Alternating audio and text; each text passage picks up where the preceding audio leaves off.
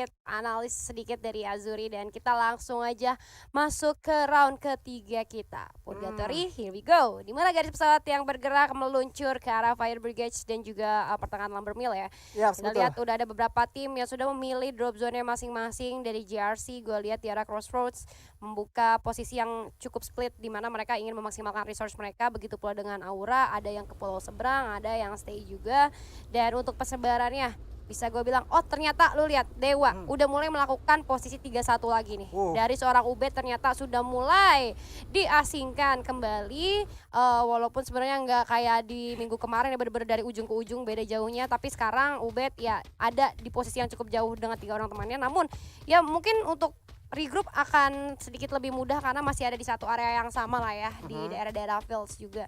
Tapi ada penumpukan yang terjadi, kita lihat di mana Fire Brigade akan menjadi sangat ramai seperti konser tahun baru dan bahkan Ayes harus terpapar lemas di sana. Lukman dan Ayes bahkan sudah langsung dipulangkan begitu saja ke arah lobi di stasiun yang ya kita tahu stasiun itu cukup sulit juga secara posisi, ya nggak bisa ini ya apa namanya nggak bisa ketutupan gitu kan, nggak bisa berlindung, yang mana cukup terbuka dari jembatan, dari arah high ground juga terlihat. Jadi yes, Zoom kali ini dengan 2 player aktif yang tersisa harus benar-benar maksimal banget sih harusnya dalam segi lootingnya. Ya, kalau gue bilang dari Zoom Esport, dia emang bingung banget ketika menentuin arah drop point mereka kemana. Mereka pengen ke golf course juga masih ada orang. Ke daerah sentral di sana masih ada satu tim juga.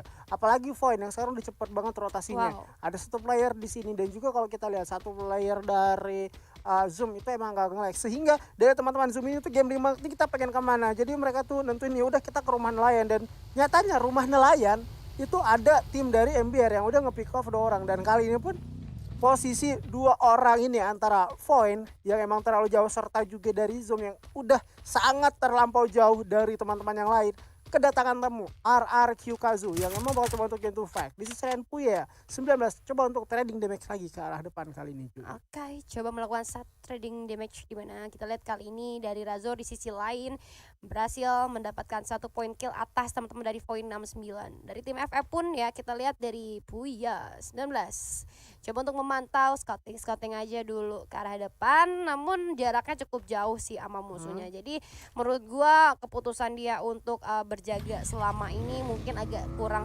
wise juga, mengingat ini awal permainan yang dibutuhkan adalah lootingan yang cukup baik untuk mid game atau ke late game ya. Dan kita pindah lagi ke POV dari RRQ Kazu. Nih dia RRQ Kazu. Harusnya sih mereka bisa jaga konsistensi mereka ya, dimana tadi di match pertama sudah sangat baik permainannya. Kalau di match kedua dan 3 dan selanjutnya ini mereka bisa tetap seperti itu, ini akan semakin bagus, mengingat kita lihat juga dari RRQ itu sendiri butuh poin lagi karena mereka sekarang di leaderboard masih ada di posisi ke-7 ya. Walaupun nggak gitu nggak gitu jauh untuk ngejarnya, tapi mereka butuh banget untuk mengejar poin-poin yang tertinggal. Iya, betul banget, mengincar poin yang tertinggal karena tentunya dari RRQ ini apa ya, di season ini kayaknya mereka tuh udah dapat mental boost banget, apalagi dia sadar ini dari revival spot ya. Kita bisa memanfaatkan banget revival spot ini, dan kemungkinan juga dia tuh udah berlatih dari ranked ataupun fast tour ataupun one day gitu ya kan. Dia sadar dengan adanya revival spot ini bisa menjadi pundi-pundi poin kill mereka, karena terlihat banget emang permainan yang gua kangenin dan gua rinduin banget dari RRQ itu udah kelihatan dari match day awal yang dia sama banget, dia tuh nabrak-nabrak tanpa ada krono. Nabrak-nabrak tanpa ada krono ya, karena sekarang juga krono lagi agak sedikit jarang buat digunakan juga semenjak di nerf, mungkin ya menjadi opsi-opsi lain. Bahkan ya tadi udah sempat kita bahas, orang-orang sekarang lebih memilih ke arah Skylar sendiri ya, karena itu dia tadi bisa majukan gol dengan cepat, juga dapat tambahan healing ketika kita buka gol. Jadi mungkin perubahan seperti itu yang nantinya akan membuat teman-teman dari divisi 2 kali ini akan banyak banget perubahan meta. Dan kita lihat kali ini beralih ya, RRQ Kazu tidak berlama-lama membuka satu tembakan ke arah musuhnya yang kalau gue lihat sih kayak cuman lewat aja. Dikasih tembakan pun langsung gak diladenin, dia nggak peduli. Say hello doang. Halo Brody, gue cuma lewat doang nih.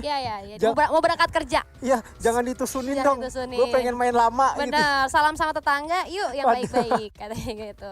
Dan RRQ. Ya emang RRQ di season ini tuh untuk match day awal, gue ngeliat RRQ tuh emang bener-bener agresif.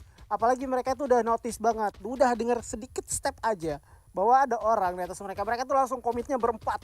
Back up-nya cepet ya. Iya, nggak mau sendiri-sendiri karena yang emang kita ketahui maju sendirian itu untuk resiko terculiknya Penyakit tuh. terkena headset itu emang besar banget. Ya, penyakit kalau banget. misalnya kita maju satu persatu, ini kan kita main tim gitu ya. Ya, Harusnya betul. ada kalau misalnya satu orang buka, nah itu beda ya.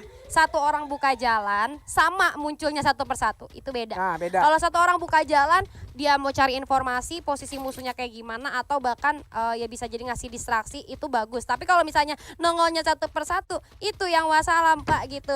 Dapetin musuh kagak, didapetin musuh iya gitu. Jadi harus bisa dibedain ya guys. Satu orang buka jalan atau satu persatu datang. Karena Iya. terpick up satu persatu itu benar-benar penyakit sih. Kalau misalnya udah dua orang, jangankan dua orang ya, satu orang hilang aja kita tuh harus lebih aware lagi. Tingkat awareness kita tuh harus ditingkatin lagi. Apalagi mati satu persatu, kayak satu orang mati, dua orang mati, tiga orang mati, yang terakhir masih maksain datang. Nah itu Nah, harus dipertanyakan. itu. Penyakitnya udah sampai ini apa ya, stadium berapa gitu. Waduh, emang harus bener-bener riset ya. Ketika Iya, ketik satu riset. juga kita tuh emang bener-bener riset Decision strategi making juga. lah. Ya, betul banget. Riset dikit, memperbaiki sedikit, dan memikirkan nih kita strategi yang bagus untuk ngeras orang di atas ini kayak gimana. Apalagi yang emang paling sering terjadi ya di game Free Fire ini, musuh itu lebih nunggu di area tinggi. Lebih nunggu di area loading. tinggi. Dan musuh yang anehnya di game ini, musuh yang berada di lower ground itu memaksa untuk naik terus. Maksudnya untuk Padahal naik terus. posisinya dia tuh sulit, seharusnya tuh posisi yang di atas itu yang nge-firing atau ngebuka tembakan ke arah bawah. Betul. Nyatanya malah kebalik, yang di bawah yang mukil banget, alhasil apa yang di bawah yang mati. Iya, karena kalau misalnya gini ya, kalau kita ngomongin secara posisi, yang di bawah itu kalau naik, otomatis semakin mereka naik akan semakin tidak terlihat Ya. musuhnya. Kalau dia masih di bawah banget lower ground, itu bakalan kelihatan sedikit kepala mungkin atau betul. sampai bahu lah ya. Betul. Tapi kalau kita coba untuk rush dan kita naik melalui tanjakan, itu pasti semakin dekat, bahkan semakin gak kelihatan musuhnya. Dan itu akan menjadi peluang tentunya untuk yang ada di high ground, entah pakai granat. Tapi back to the game, Rans, Iki dengan double vectornya coba untuk menumbangkan satu musuh, mengurung diri dengan gluo, tidak menyelamatkan dirinya. Bahkan Iki pun harus langsung ditumbangkan gitu saja. Belum ada penyelamatan dari seorang Dom pun memberi satu backup, namun ternyata gagal juga. Dragon Phoenix 2 versus 2 kali ini. Dan bahkan kita lihat tersisa satu player aja dari tim Rans, di mana Rama kali ini harus berjuang melawan 2 player dari tim Dragon Phoenix.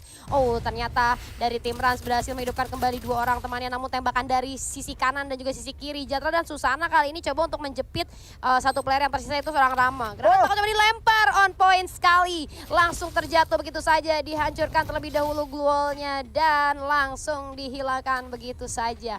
2 player dari tim Dragon Phoenix berhasil membawa pulang 3 poin kill, ditukar dengan 2 orang temannya. Sementara dari tim Rans tadi untungnya dia masih bisa untuk menghidupin. Ya, kalau aku lihat emang posisinya di awal itu mereka fight-nya nggak benar-benar berempat, 3 melawan 3 antara Rans dengan Dragon Phoenix. Dan yang emang gue takutin Dragon Phoenix, seorang malnya tuh selain menggunakan senjata snipernya bagus, dia juga penggunaan senjata dari explosion itu sangat bagus. Tapi kita berpindah di sisi lain, ada Aura Ignis dengan juga Dewa United yang bakal saling bersikutan di area yang cukup sulit kali ini, Juli. Yes. Di sisi lain ada yang menggunakan revival spot. Yes, betul sekali dari poin 69 ternyata. Tapi kita lihat kali ini Aura Ignis Galang tetap memberikan tekanan di sisi lain. Ini Galang benar-benar ngasih distraksi yang cukup bagus. Ketika 2 temannya yang lain coba untuk melakukan suatu upaya flanking ke arah kanan, dari seorang Galang ini memberikan tembakan yang tentunya akan memecah fokus teman-teman dari Dewa United itu sendiri. Dan bahkan tanpa disadari 2 orang temannya dari Aura Ignis sudah tiba di pertahanan teman-teman dari Dewa United. Namun dari seorang Rans masih cukup aware, ternyata tembakan balasan dilontarkan ke arah seorang Galang. Dan dengan sangat bagus Dewa United berhasil menjadi santapan nikmat untuk Aura Ignis. Itu bagus banget. Galang dari jarak yang cukup jauh, dia kasih spray terus-terusan tapping ke arah musuhnya, otomatis fokusnya ke Galang dong. Sedangkan teman-temannya yang lain lagi ngeflank ke kanan, itu jadi nggak ketahuan gitu. Mungkin terdengar stepnya, tapi karena dari Galangnya free hit, itu benar-benar enak banget ya teman-teman Aura Ignis, kebuka jalannya lebar untuk melakukan upaya ras. Iya, kalau gue lihat dari Aura Ignis, Galang ini lebih objektif ke sang support daripada Dewa.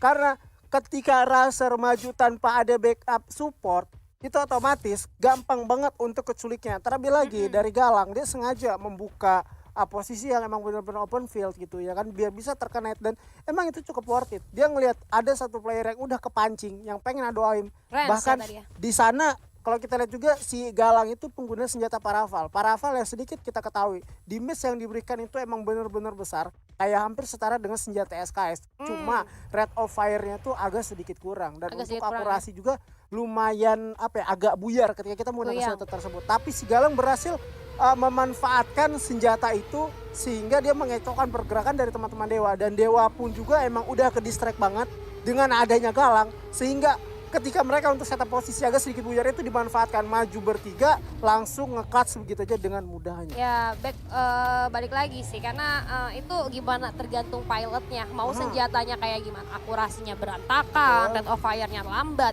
Tapi kalau pilotnya emang sudah nyaman, ya siapa sih orang yang nggak nyaman tetap dipertahankan. Waduh. Ya, tapi balik lagi, duh jangan ketawa yang ada di luar sana yang mendengar saya bicara. Tapi dari tim FA kali ini berhasil kehilangan satu anggota pemainnya. Tadi kita lihat juga walaupun sudah menggunakan beberapa vehicle, tapi sayang sekali tidak bisa menyelamatkan siapapun. Balik lagi dari teman-teman Rans kali ini membuka beberapa tembakan, glue wall pun sudah dihancurkan. Ini teman-teman dari Bonafide cukup terancam posisinya, namun balik lagi kenapa gue bilang terancam Bonafide, karena biasanya yang bertengger di dalam rumah visionnya jadi lebih gelap daripada yang di luar. Dia nggak tahu harus keluar kemana karena bisa aja dikepung rumahnya. Sekalinya keluar tinggal dikasih surprise sama teman-teman yang udah di luar rumah. Kali ini dari Rans coba untuk ngecek aja menggunakan beberapa spam granat. Namun kita lihat dari seorang Isco di sini memberanikan diri untuk masuk ke dalam pertahanan dari Bonafide itu sendiri. Sudah mulai terdengar suara spam granat di arah luar.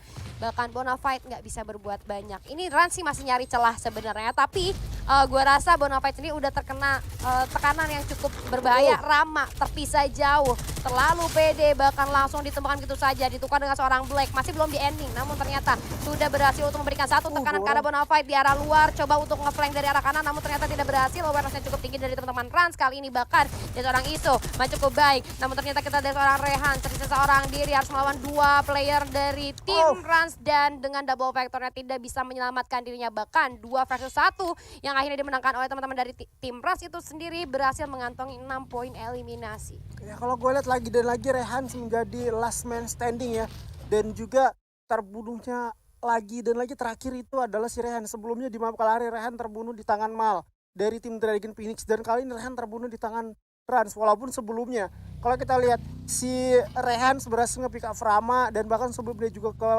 pick off di tangan Rans, dia juga berhasil menculik satu orang yang emang menurut gue mekanik dengan senjata dapek dari Rehan emang benar-benar bagus. Tapi sayangnya teman-temannya nggak bisa memaksimalkan hal itu. Malah seharusnya nih ya, seharusnya yang gue expect ke tim itu Razer yang kenok doang, kenok duluan ya maksud gue, sorry.